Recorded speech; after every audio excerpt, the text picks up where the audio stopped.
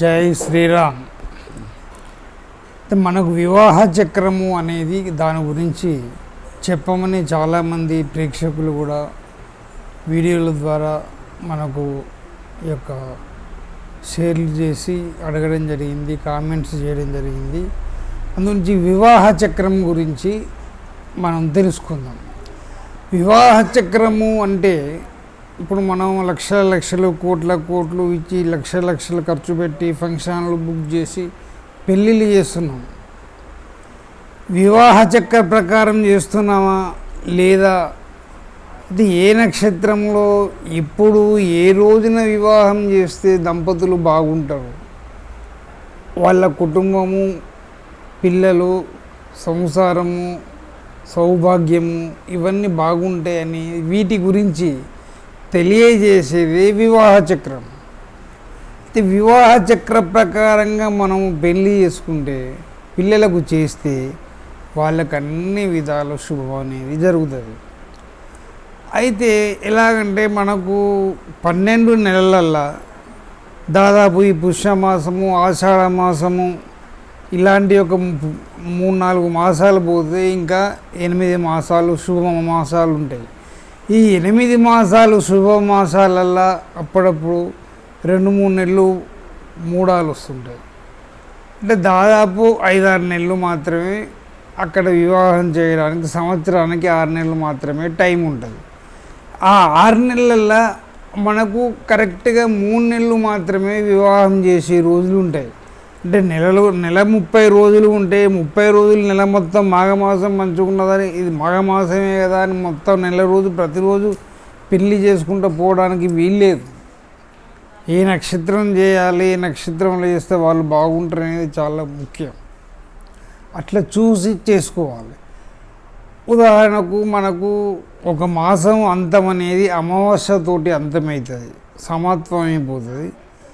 అమావాస్య తెల్లారి నుంచి తర్వాత మాసం ప్రారంభమవుతుంది.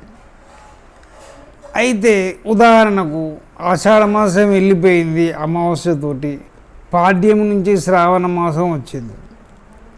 ఈ పాడ్యం ఈ శ్రావణ మాసం వచ్చింది కదా, అన్ని మంచి రోజులే, సోమవారం బుధవారం అభిషేకాలు అవుతాయి, పూజలు జరుగుతున్నాయి, మంచి రోజులే కదమ్మా అని చెప్పి మనము అమావాస్య వెళ్ళిన తర్వాత పాడ్యమి, విధియ, తదియ, చవితి వరకు ఎలాంటి శుభకార్యాలు చేయొద్దు.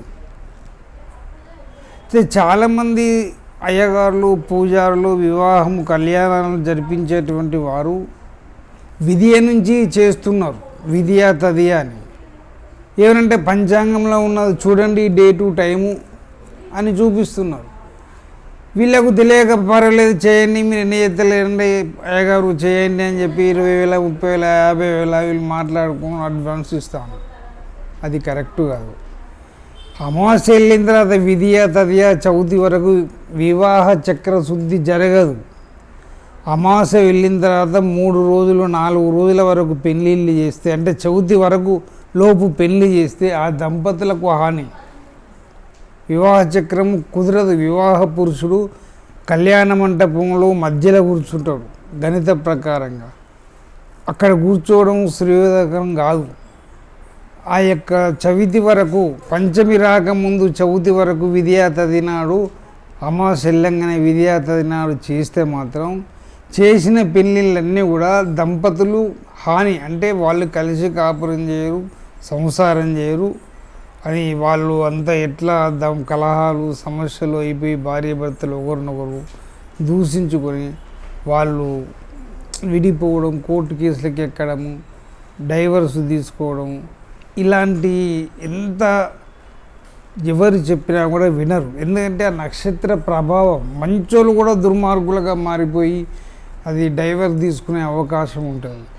అది మీకు తెలియదు. ఈ విషయం తెలియక ఏంది, వాళ్ళు మంచోళ్ళు అనుకున్న, అమ్మాయి మంచి అందరు అనుకున్న, అబ్బాయి మంచోళ్ళు అనుకున్నాం, గిట్లా అయింది, అట్లా చేస్తుంది ఇంటలేదు అని మీరు వాళ్ళ మీద పెట్టేస్తారు.